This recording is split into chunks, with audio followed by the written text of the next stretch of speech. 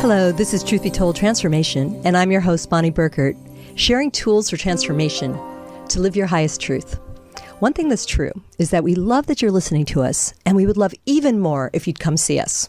Truth Be Told is having their first ever event, the Parapod Festival, and we'll be celebrating all things paranormal March 31st and April 1st. We're in 2023 right now, depending on when you hear this.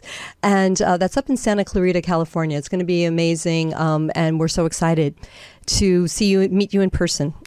And another place where you can meet us is at the Conscious Life Expo that's happening down by the LAX Hilton, February 10th through 13th. And Truth Be Told will be representing there. And one of the activities at that event that I will definitely be attending is seeing the lecture by one of my favorites, David Avocado Wolfe. David, aloha. Thank you so much for joining us on Truth Be Told Transformation.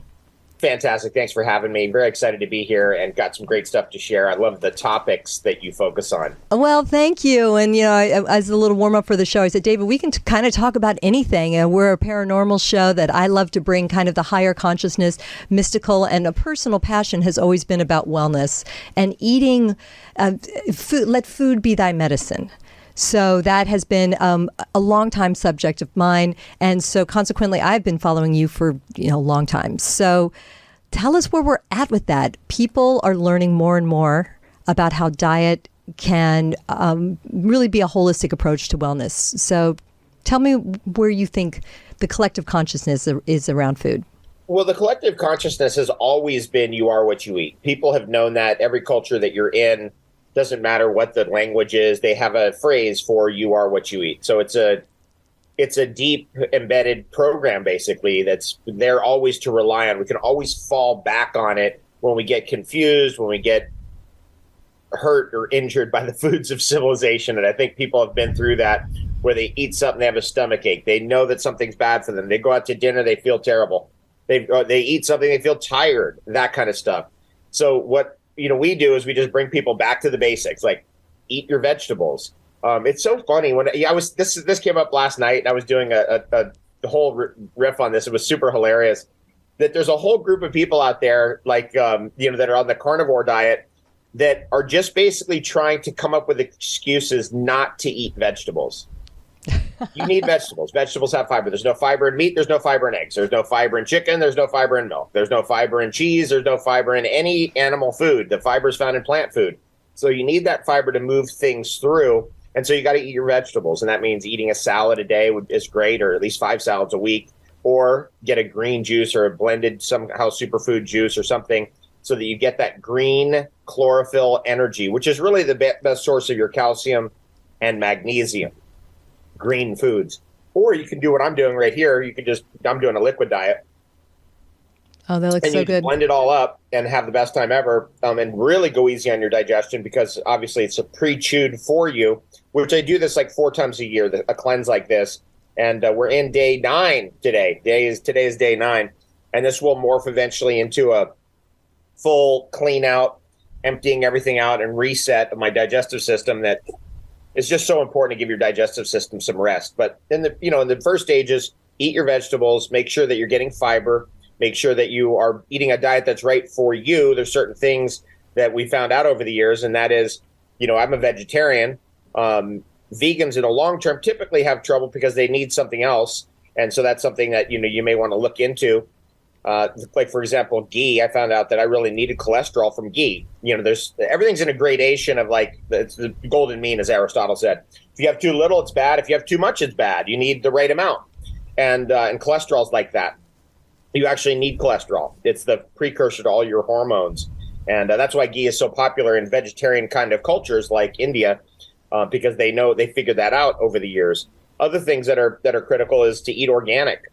The organic food's not perfect. Okay, I got that. But it's better. It's at least a good start. It gets you oriented in the right way towards what's right for you. It's easier for your body to deal with, say, one thing, let's just say lettuce versus lettuce plus 30 chemicals they're spraying on it. And it is like 30 chemicals. With cucumbers, it's like 40 chemicals that are found, residues of agricultural chemicals that are found on it. I go through the EPA's numbers on this occasionally every few years, and it is so crazy, the stuff they're spraying on our food. We just got to go organic just as a beginning. Eventually, you want to have your own food, your own gardens, your own thing. And so I'm going to show you something that we grow here in our farm in Hawaii. And I've been a farmer since I was a little kid. Started out with avocados and citrus, so that's where I got the name David Avocado Wolfe. I'm actually an avocado grower and have been all along, and I'm an avocado breeder for sure. But I don't have any of my avocados in the room right now. I do have in my room right now vanilla that we're growing. Oh my gosh, so just as good. Absolutely. And for our listeners that don't get to watch, I hope you'll come over to our YouTube channel. But David is holding a massive jar of what it's almost like it's vanilla strands, vanilla beans that look like they could be licorice twists. Well said. They're that big. They look like giant licorice things. I mean, look how big this one is. Now, if you're listening on audio, I apologize. You can't see what this is. But Bonnie will confirm that this is 3 times the size of my pinky. Is that correct? Oh, it is absolutely gorgeous. Well done. And I guess I don't think I even knew that vanilla grows in Hawaii. So another good reason to be out there. Vanilla is from Mexico. So for those of you who are wondering, like, hey, where does vanilla from? It's actually from Mexico. It's from the Veracruz region of Mexico. It's an orchid. It's a fruit of an orchid, and it's an edible fruit of an orchid. So vanillas, the way you grow them is you kind of trail them around a tree, like we grow them on chocolate trees. That makes sense, right? Chocolate and vanilla together. That was actually one of our great gifts of our Hawaiian farm to the world of permaculture and farming, is to actually remarry those together, because people got so confused. They're like, we're going to grow vanilla on this or that. It's like, how about growing vanilla on chocolate? That's what's supposed to happen. Anyway, we've done that for almost 20 years here. And it's something else. It really is something else. When you see the chocolate and the vanilla growing together, that's Romeo and Juliet for real. It's totally epic. And this is the thing about farming. Wherever you are, there's this kind of magic going on, but we're not seeing it because we're not tuned into those frequencies and the magic of growth, because we're focused on our job, or we're focused on fixing the car, or we're focused on the kids or whatever. But just having like sprouts growing, or having a little goji berry bush, or having a little tree that you planted is so important, just to get connected to the miracle and magic of growth. It helps us overcome the hyper rational mind, which is constantly like, oh, we got to count, we got to do our accounting, we've got to count all these numbers up, and we got to, go here, then there, then there, then this, and all this discipline stuff. Occasionally you need to step away from that and get oriented towards the magic of growth and the incredible miracle that's going on all around us as our trees and plants and our sprouts and everything grow. It's just incredible to see it. So if you are in an apartment, start with sprouts. If you have a balcony, throw some herbs on the balcony, get some oregano or thyme growing on the balcony. If you've got a little backyard, hey, maybe plant a tree. If you've got a big yard, plant a bunch of trees and check it out. It's fun, and then learn. And by the way, we found with NutriBullet, this is interesting. I'm the NutriBullet guy, as you know, and we did a lot of research on, what was the hesitancy, like people, to get them into healthy lifestyle, blending up stuff, making smoothies like this? What was the hesitancy? And it was interesting. Most people were actually afraid to make a mistake. That was the number one hesitancy. Interesting. Isn't that interesting? Yes. That they were just afraid to make a mistake. They didn't know what to do. And so I would just be like, look, just fake it. Just throw a bunch of berries in there, blend it up, find out. Same with farming. Just experiment. You're going to make mistakes. Watch some videos, learn a little bit. And then, it's not that hard. Nature takes its course. We've gotten to a point here in Hawaii where we actually grow everything. We don't really dig holes and like put the tree in the hole and that kind of a thing. We kind of just put the tree on the ground, so we take it out of the pot. We might put a little divot in so that the water collects there. And then we pile in all the debris of the forest around it. And so it's got a lot of mulch, and it's got a lot of, we call it hugelkultur, actually is the name of that technique of farming, hugelkultur, as popularized by a famous Swiss guy named Sepp Holzer. And so you don't even have to dig. If you're really like, I don't want to dig a hole, no problem. You can just take your tree out of the pot, put it right on the ground, and then pile stuff up around it. A little bit of dirt, a little bit of this, a little bit of that, little leaves, stems, twigs, whatever, and just let the tree do its own thing, and it'll figure itself out as the rains come. It will make its own way. Beautiful. I mean, one of the messages I'm getting here is that it doesn't have to be hard. And I think that goes with what you're suggesting with planting. I know, like you were talking about, plant some of your own. How about mint? That's like a super easy thing to plant. And you can make a mint tea, which is incredible to have your own fresh. And there's something about local, right? We've always heard about local, eating local. So, hey, if you can figure out something to grow, that's very, very local right there. It's really cool. Like, let's just talk about this drink I'm having right now. Just 3 ingredients. It's Well, it's coconut meat. So the spoon meat. You can go get to Asian markets now. It's very easy to get coconuts that you can get the spoon meat out of, and the coconut water. So it's coconut water and it's turmeric, fresh turmeric blended together. That's it. That's all this is. Yeah. Fantastic. So what's that doing for you? So what's that doing for you? And one of the reasons, let me just add one more question to it. I got my parents into drinking smoothies, and yet making smoothies, and yet they don't know when to drink it. So they're still this is, different generation here. So they're very oriented towards having certain types of food at certain times of day. So talk to us a little bit about mixing that up. The 3 meals a day and the types of food at each time of day. We're so oriented towards it's bacon, eggs, and hash browns for breakfast. That's a lot of food. That's a heavy amount of stuff. Once you go lighter and you do a lot of fasting and cleansing, you look at that kind of thing and you go, that's just too heavy for breakfast. You got to be kidding. So you go lighter. So you drink a lot of water in the morning and you do smoothies in the morning. Is a really good transition. So you can change your breakfast meal to that. Or you might be like, look, I got to get out the door. I got to have something to stimulate me. I got to have my coffee and I got my eggs, and that may be your situation. But then you might want to do that at lunch. You might want to say, okay, we're going to do the smoothie at lunch, and you might want to pre-make that, bring it with you, or at work you can make it there. And so then you do the smoothie at lunch, and that's another way to do it. Smoothie for dinner is usually when you're doing like a cleanse, like I'm doing. We're off the food now, so we're on a liquid diet. So tonight will be a smoothie for dinner. And that's usually, the only time you're going to do smoothies for dinner. But breakfast, lunch, easy, switch out. Generally, we don't want to break the fast, right? That's what breakfast means. We don't want to break the fast with like heavy potatoes and bacon and coffee. It's it's a rush of stimulation and it's very heavy. And just go lighter on yourself. Let's go easy on ourselves instead of beating ourselves up in the morning. And we'll find out that we actually are clearer. We have more energy. We're able to focus better. That actually, really, in reality, I think for most people, less is more. At our age, I mean, geez, it's not like I'm a spring chicken over here. I'm in my 50s. So I like to have, just go easy on my body. Let's not beat ourselves up with these heavy things. And, people eat steak for breakfast, and it's just like, oh my God, like, what are you doing? It's so much nicer and lighter and fresher, and you feel so much more vivacious just doing a berry smoothie in the morning. Maybe to throw blueberries in there. I'm lucky I got coconuts here, so I'm throwing coconuts in there. It's just, you got to figure out what's right for you, what fits for your lifestyle. But going with less is always more. That's a great message. I like that. So obviously it's going to be a little bit different for everybody. So disclaimer for the show. I mean, this is, of course, experiment for what feels right for you. And by the way, morning is a different time for everybody. Morning might be 6 a.m. for some or 9 a.m. for others in terms of breakfast, and at what point in your day you are breaking that fast and how. So let me ask you about food combining, if we don't mind talking about that. So I was listening to another talk you were giving, and you were talking about a delicious green smoothie with tons of vegetables, which you mentioned before, and really just the importance of vegetables, and ideally as fresh as possible, eating it right after you've juiced them and things like that. Tell me how that works, adding something like a lemon and an apple, from your understanding of food combining and mixing fruits and vegetables.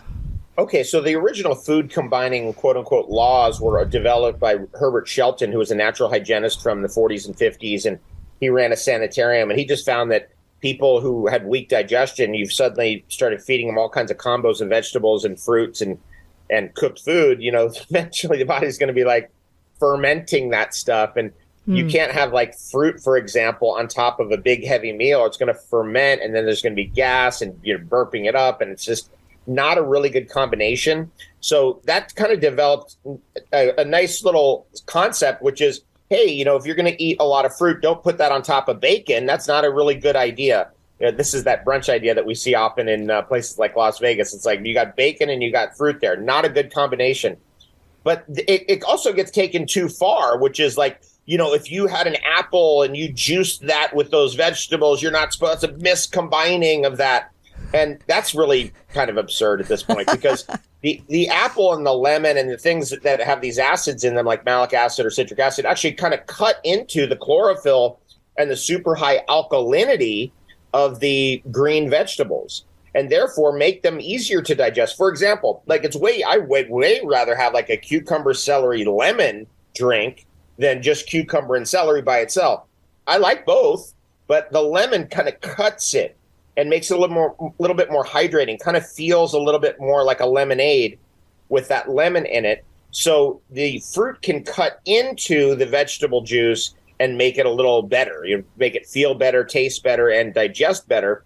So that's how we use it. And that's, by the way, why we would use something like lemon juice or vinegar on our salad, because that's helping to break down. It starts that acidic digestive cascade that helps to break down the food as we're eating it.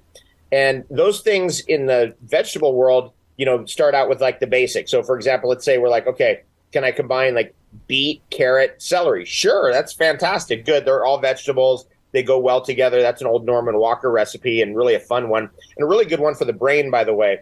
Can I combine like apple juice with kale? Would that work? Sure, it works. It's a nice combination if you're juicing it because you're not dealing with all that fiber.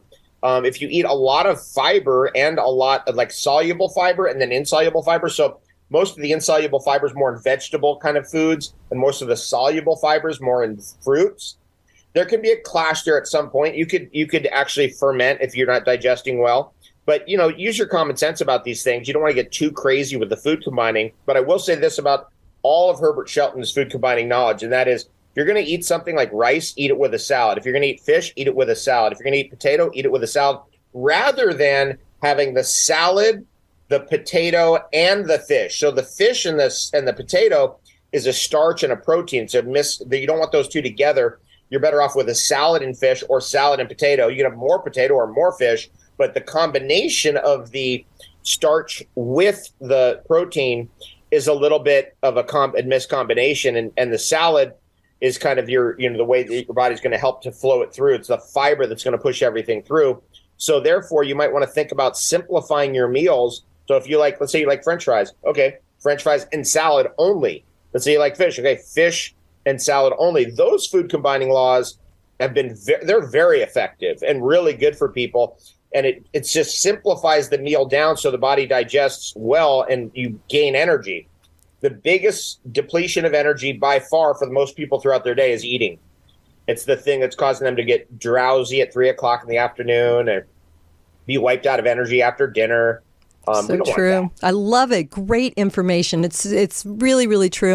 And it's funny because we do think we eat for energy, but this is the vicious cycle that people maybe overeat or eat bad choices, and then they're tired and have a food coma, and so they reach for dessert to try to wake themselves up, whereas they should probably be having like a ginger tea or a lot of water, good quality water or something like that. So yeah, it's very, very interesting, and that's why I entitled this show Conscious Health, because really pay attention. I mean, really listen to what is happening to your body, and also I think there's even cues if you pay attention to what we need, what sounds good.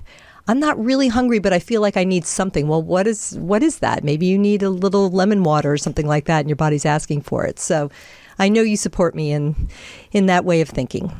Absolutely. And one thing, in closing on that concept is that really, once you're a constructed human being and you're over the age of like 30, 35, you don't really need a lot of food. So just going with less is really, it just feels better.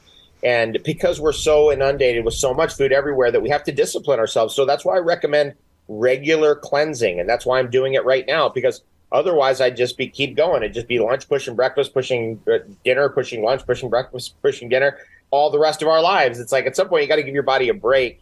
And because we're not living in a natural situation the way we lived for 10,000 years or however long before. And therefore there's too much food around. So therefore we have to discipline ourselves to go with less. And then we also feel better. Obviously, it becomes something you want to do because you start feeling so good with less. You don't have to do that forever, but you do that for a period of time, cleanse your digestive tract out, and then reset everything, and then get back to the way you were doing it before with a little bit extra discipline. Bravo. Yes, very much so. So you were well known for a long while as a raw foodist. Now, I work with an acupuncturist, a Korean discipline, and often she says to me, during the winter, this is wintertime, no salads, no raw food, steam the vegetables, easier for the digestion, easier. So I'd love to hear your thoughts on kind of the Chinese theory around getting the food at the right temperature for optimal digestion compared to what your experiences have been. Okay, great question. My experiences have been that having sprouts, for example, in the winter, let's say you're in a situation where you can't have fresh food. Do you need sprouts in the winter? Sorry, I'm going to go against the little Chinese wisdom that says oh, no, cook everything, because there's a vital force to raw food that is lost when you cook it. That's just the way it is. It's just a fact. That doesn't mean that everybody has to be a raw foodist, but it does mean that you need something that's got a really bright fiber in it, a bright vegetative fiber in it, like sprouts in the winter, because then it's fresh. You're getting fresh food through the winter, right, which is a big deal. We don't really think about it that way because we weren't educated that way. But in the raw food scene, it's look, in the winter, let's say you can't have your normal kale and salads and lettuce and this and that. So you've got to have some way of getting that fiber in that's fresh. That's where the sprouts come in. Now, sprouts are much more heating, for example, than say, a cold salad. So that would be the shift. I would say, hey, move over to things that are that have a little more pop, like parsley and sprouts and things in the winter as your kind of quote unquote salad. And then you go back to more of the lettuces and tomatoes and cucumbers and stuff like that in the summer. Definitely certain things are cooling and certain things are heating for sure. So, for example, spirulina is more cooling. Chlorella is more heating. So if you're which superfood do I use in the winter? Chlorella or blue-green algae. What about the summer? Spirulina, because spirulina is cooling. And by the way, the reason why I bring in those algae is because they're kind of like vegetables, right? They're super high in chlorophyll, calcium, and magnesium, and all the associated compounds. For example, the xanthophylls that always accompany all chlorophyll. There's always 4 pigments like beta carotene, lutein, lycopene is a xanthophyll. And there's about 750 of them, actually, carotenoids, that are always attached to the chlorophyll. So there's always 4 that sit behind every chlorophyll molecule. And in those kind of foods, the spirulinas and the chlorellas, you get a really high amount of those antioxidants, which are the 4 carotenoids that back up the chlorophyll. And if you're cooking everything, you're degrading all that stuff. You're just degrading it all. So you don't get that same pop of vitality that comes from raw food. So you do need raw food in your diet. Do you need to eat all raw food? No, but you do need some. And that's an important concept in health that I think I've played a very strong role in bringing that out. Now, I was a complete raw foodist for 17 and a half years. But then eventually I was like, you know what? The stress was too much. I had too many stressful things happen. And I really felt like I needed to eat. I was in the Andes and I was like, I need to eat a sweet potato, and I need to eat quinoa, and I need to eat ghee, and I need to eat the fluffy cheese they have up there on the pampa grass regions.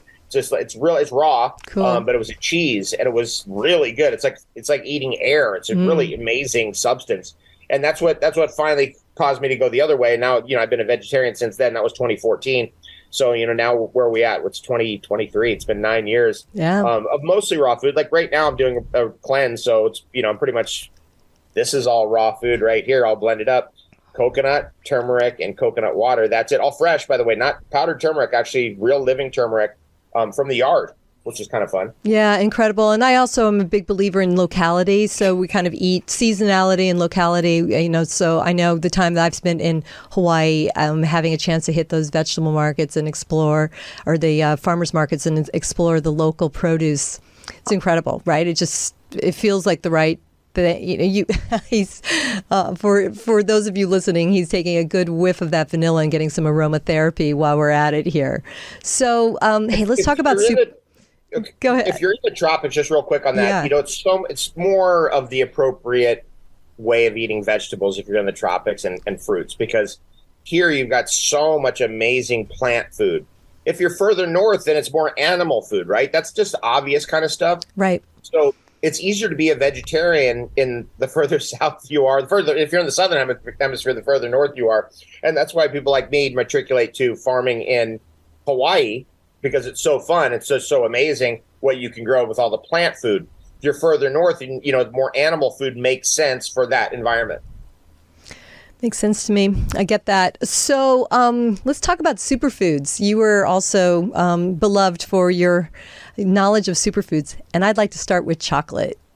Ooh. I think We're there's on a chocolate farm here with me right now. sacred Trying to look chocolate. see if I have any cacao around me at this very moment. I probably do. Let me just look, see what I've got Of around course here. you do. Everybody should have chocolate near them always. Always. I always have certain, I've got, for example, we're also a bee farm. Our Noniland honey is a world-renowned product at this point. Oh, Been out there for fantastic. 17 years. This is our wax, our beeswax. Okay. So I always have those kind of things around. But and I got to show you this too. This is another thing we produce a lot of is propolis. So I'll put this propolis into alcohol and extract the really interesting compounds that are in it. Very similar, by the way, in their effects to hydroxychloroquine, by the way, propolis alcohol tincture. Just a little FYI on that. Okay. At any rate, the chocolate is this is a chocolate farm that I'm on right now, and it's so insanely magical what's going on. I mean, I'm picking fruits. If I ran downstairs, maybe I should. They're this big. They're as big as my head. They're filled with 60 cacao beans, all of them giant ones like this, all of them purple. It's absolutely beautiful. And eating the chocolate fruit, the white pulp around it is really amazing. We say over here we gulp the pulp, which what we do is we take the whole fruit and we strip down the pulp out off of it with a bag. So we put it into a cheesecloth bag and we squeeze it, and then the pulp comes off, and that's chocolate fruit juice. One of the greatest drinks of all time. Tastes like pineapple juice on steroids. It's totally epic. But the bean is what's most revered. The bean is what's processed. It's not really a bean, it's a nut, but people call it a bean. We'll give the Spanish the credit for making that mistake. At any rate, the cacao nut or bean is what all chocolate is made out of. It's the most widely eaten nut in the world that nobody actually even knows is a nut or even knows what it is. Right. So, you know what? Here we take people right to the very basics of it. For example, our top selling product is we just take the fresh chocolate bean and we just freeze dry it and put that out. We vacuum pack it, put it out there on the internet. It's the freshest chocolate product you can get in the world from the original, based on the original thing of what chocolate is. But we also make chocolate bars here. We mix our vanilla in with our chocolate over here and make that. We mix our vanilla, chocolate, and honey together. It's super fun. There's almost nothing more fun than running a chocolate factory, I have to say, and a chocolate farm. I'm one of the only people, by the way, Bonnie, in the whole world that goes from soil to bar. That's both a chocolate farmer and a person who runs a chocolate factory, both. And that's really been a fascinating journey. And the only reason I do that is because it's just pure love. I love it. It's so fascinating what I've learned over the years and just the whole thing of it. It's just an amazing project. This is like Willy Wonka 2.0 right here. This is beautiful. So what do we know about these dire reports about how all chocolate is tainted due to with the lead ground? And cadmium? Yeah, this is a sad buzz that's out there right now. So I have a feeling. Okay, well, I've got great news, and that is on our farm, we have no lead and no cadmium. We're here in Hawaii, so we've got a tremendously pure environment, and it's absolutely gorgeous in that regard. But if you do eat chocolate from the world market, there could be lead and cadmium contamination. So my recommendation as a nutritionist is make sure you have enough calcium to block the uptake of lead, and make sure you have enough zinc to block the uptake of cadmium. So let's just go through those one at a time. Calcium. Now, if you eat green vegetables and you get your calcium that way, great. I'm also, with age, I've gotten more and more into one of the great Taoist longevity tonic substances, which is pearl calcium. When I found out you could extract the pearl from an oyster without killing the oyster, and that the oyster would grow it 3 or 4 times in its life, that became, because that's what I want to do. I want to live without killing anything. So that's why I'm a vegetarian. I was like, okay, then that's open to me. And there's people out there who produce that product, and they crush up the pearls, and you can eat that. That is a Egyptian, Persian, and Chinese ancient secret of longevity going all the way back. It's the best form of calcium. So that's how I make sure I get enough calcium. Sure, I have green vegetables, and spirulina and things of that nature, but I also have pearl to make sure I have enough calcium. Then we go to the cadmium versus the zinc. Cadmium takes up the zinc receptor site. Black foods are higher in zinc, and you may want to start looking, if you eat animal foods, what are the animal foods that are high in zinc, so you don't absorb the cadmium could be, not always, but could be in the chocolate that you're eating. That's called chelation by replacement, by the way, that concept in nutrition, where if you have enough zinc, you won't absorb the cadmium. If you have enough, for example, iodine, you won't absorb radioactive iodine, or you won't absorb fluoride or chlorine or something of that nature. So that's called chelation by replacement. So make sure you have the replacement there, and then you won't absorb the lead or the cadmium from the chocolate that could be tainted. There's a lot of tainted chocolate out there. That's why I'm very picky about which chocolate that I eat. But nevertheless, I do eat a lot of chocolate and a lot of varieties, so I make extra sure.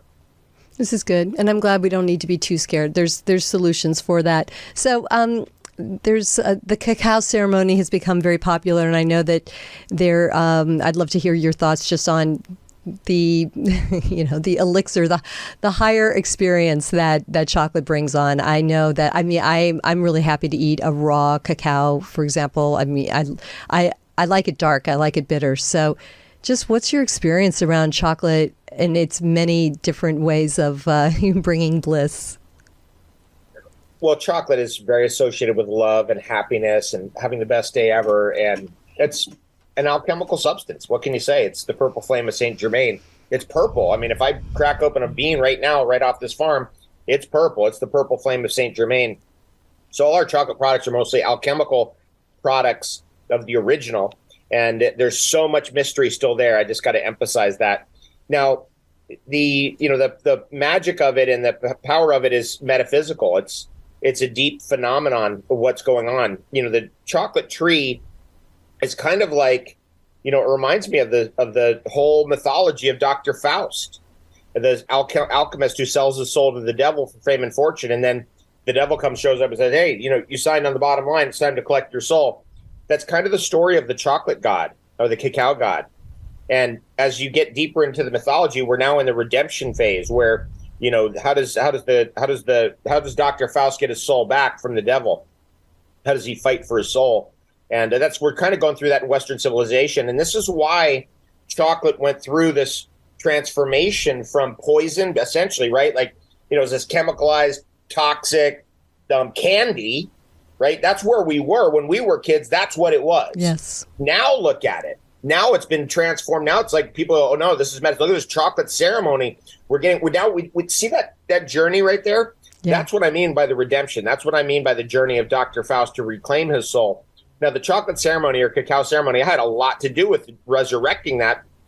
I went around all over the world, did cacao ceremonies for over 20 years. Fabulous. So, then started the Guatemalan shaman started picking up that people are still onto cacao. They're onto cacao. So they started, selling these bricks of Guatemalan cacao to people who wanted to do cacao ceremonies. And that kind of was the next step. And then eventually people started going, oh, let's go to this party. It's a cacao ceremony rather than drugs or alcohol. Yeah. Another phenomenal positive step. Yeah. And it's just great. It's phenomenal what's happened with it. But I will say this, I had a lot to do with that particular phenomenon because we went around the world doing chocolate ceremonies, cacao ceremonies after every event for 20 years. So that's been, and actually one of my friends was here. He brought his dad here last night, and his father was there when we first really locked onto the whole cacao revolution about 25 years ago. And that was really cool to see him. I hadn't seen him in quite a lot of years. And it's quite a story actually about his house. You want to hear a crazy story? Please. You ready for this, Bonnie? I am. This is how metaphysical and how crazy the world is. So it was in Maui where we revived the whole chocolate ceremony and the whole thing. It all revived in Maui. And it was in this house, my friend's house. Well, I got to talking to them and they're like, hey, you know whose house this was? You know who we bought this house from? And I was like, no. And they said, Klaus Schwab's sister. Klaus Schwab's sister was a black sheep of the family, and she went to Ibiza, and she was like spiritual. She's like, I'm renunciating all this crap that they're doing and all this whatever. And then she moved to Maui from there, and she lived in that house. And my friend Eli, who was the son of this guy Spencer that I'm telling you about, he's like, she was like my spiritual advisor. Incredible. How about that? So they bought the house from her, and they've still stayed friends. And she was like a spiritual teacher for them. Klaus Schwab's sister. Now, she was the older sister. She's now gone. But How crazy is that? That is amazing, right? That is just the magic that it seems. That's the magic of reality right there. Right. Huh? That seems to be interwoven in your life. So leave us with some words to inspire people that I don't want people to feel overwhelmed if they can't make a raw coconut, raw turmeric, fresh turmeric smoothie and have that for lunch. Maybe they just aren't there yet. But David, please let people know there's steps that can be taken and it's just so worth it. Well, first thing is just say yes. Orient yourself to yes. So, for example, when someone comes at me with a wheatgrass shot, I've already decided over almost 3 decades ago that it's a yes. I say yes to it. I don't push it away. I just say, "Oh, yep, it's already. I've already decided it." And that's how you want to be with this kind of stuff. When someone comes at you with a smoothie that they've just made, and you're like, "Oh, I don't do smoothies," but you might want to just change that program and say, "You know what? It's a yes. Okay, I'm doing it." Somebody makes a green vegetable juice instead of saying like, "No vegetables." You know what? Yes. Just turn to a yes instead of a no, and try something new. Another thing you could do is just have a salad with every meal. I'm just telling you again, I observe it. It comes in waves on the internet. I've been at this almost 30 years, so I see it every few years. It comes in waves of excuses of why people can't eat vegetables, and they come up with this whole dietary plan of why they can't eat vegetables. Oh, vegetables, oxalates. You can't have that. That oxalates. It's terrible. Your vegetable terrible. It's like there's no fiber. The person's going to end up with colon problems. They're going to end up constipated. They're already constipated. You need fiber. You need plant matter, especially vegetable matter. So eat your vegetables. This could be something, just a simple salad, so easy. And then people go, well, winter, I can't have a salad. My doctor, he said, OMD, it's winter. It's like, dude, just relax. Take a deep breath. You ate 50 things that were never possible in the winter before. You ate Skittles and Starburst candy. Come on. Like, a salad's going to hurt you? It's so silly. So it just, it's common sense. If you're feeling you need to warm yourself up, hey, make yourself a warm hot tea or soup or something like that. If you feel like you need some fiber, make sure you have that salad, especially with any kind of carbohydrate, like rice, salad together. If you like fish, salad together. If you like red meat, salad together, right? Both together is the key. And just, what could be easier than eat your vegetables? Yes. You want to cook them? Okay, cook them, whatever, but eat your vegetables. Especially avocados. Oh, we didn't even get into avocados. Well, and those aren't vegetables. So you're right. All right, come on. We can't leave without talking about avocados. I might have to just go get one just so you could see it. Should I do it? I mean, it's so totally, absolutely epic what kind of avocados are growing here in the tropics. You can go get one, and I will talk to the audience real quickly about our upcoming festival. So you're going to run and do that? Done. I'll be All right right, back. that's really great. So thanks for hanging with us, everybody. David Avocado Wolfe has shared some incredible ideas for us, and we invited him on the show to mention his appearance at the Conscious Life Expo happening at the LAX Hilton February 10th through 13th, 2023, and we are all about the high vibe gatherings. Come out. It's okay to come out and play now. So we want you to come see us, the Truth Be Told team. That's Tony Sweet and myself, Robert Hensley, and our new teammate, Metaphor, on March 31st and April 1st for the Parapod Festival. We're really excited. So that's a little commercial interruption. And now back to David Avocado Wolfe with the biggest avocado I've ever seen. Okay, I'm back. And I just wanted to show you what happened yesterday. This is one of my favorite trees on the property, probably my favorite right now. There's 2 of these trees on the property that have this genetics. And it's a genetics I really like. Small seed, very high amount of fat and oil, really good taste. Ripens when you want it to ripen. So that's a whole characteristic of what we breed for as an avocado grower. And we were planting trees yesterday, and we looked on the ground, and this had fallen and was right at our feet.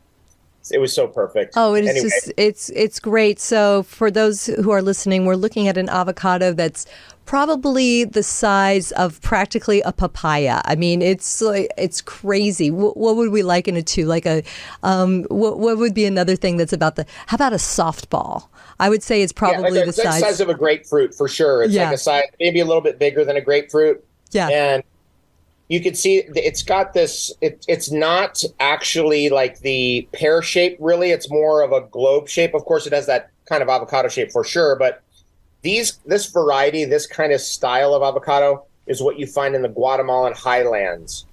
And so this is really where I think the best genetics are. So high altitude, Guatemala, you're going to get avocados not only this size, but much bigger than this, even as big as my head. In fact, out that window that's right behind me is an avocado that grows bigger than my head. It's a massive, I mean, you can't park the car underneath that tree when that season's on. It'll break the windshield. It's happened before. It's really tragic. But I was going to take that tree out because of that reason. And I had a dream that night, said, don't take that tree out. Good. The guy showed up to cut the tree down. He's like, bro, I can't cut your tree down. I had a dream last night not to cut the tree down. So I was like, that's it. That tree's staying. Magic. Oh, that's so great. So tell us just, how completely amazing avocados are for us, please. Okay, so there's all kinds of interesting things about avocados. And, this kind of avocado it's a complete nutrition, meaning that this right here for example, let's say you have totally broken down digestion. You're going to want to do like a Donna Gates style diet where you're having fermented vegetables every meal. And this right here could be in with that meal. And it makes it so much easier to just rebuild your digestion. It's the green in avocado, by the way, is chlorophyll. The yellow that's in avocado is lutein, which is probably the best thing for your eyes. But you can see the polyunsaturated fatty alcohols that avocado has are really good for modulating the glands, especially the uterus. So you can see that. Look at that right there. Yeah. One of the best foods for a growing baby there is in the world is avocado. The best first food for a baby in the world is avocado. It's real clear to see that. And then it's also an excellent source of minerals, right, that are already oil soluble. And so you get you get the carotenoids, you get the vitamin E. That's another big one that's in avocados.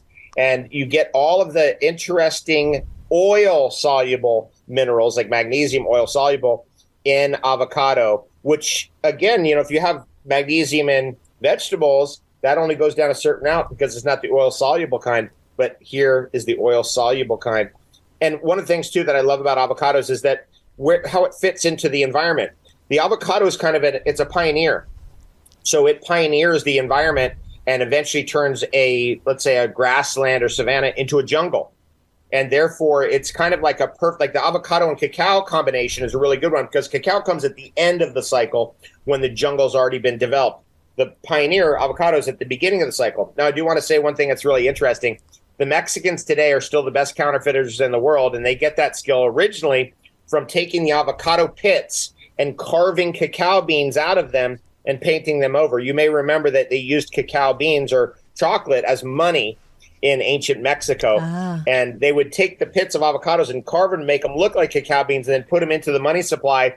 And then people would be like, oh, I got counterfeited. But it was actually avocado pit counterfeit cacao. Wow. So the cacao avocado combination, growing them together, the history together is deep and profound, and we grow them together to this very day. In fact, this whole section of avocados that's above the house right here is all cacao underneath it. It's beautiful. And I've got there's a cacao up there there's probably two of them that need to be picked today. So I'm going to run up there a little later and get those cacao pods.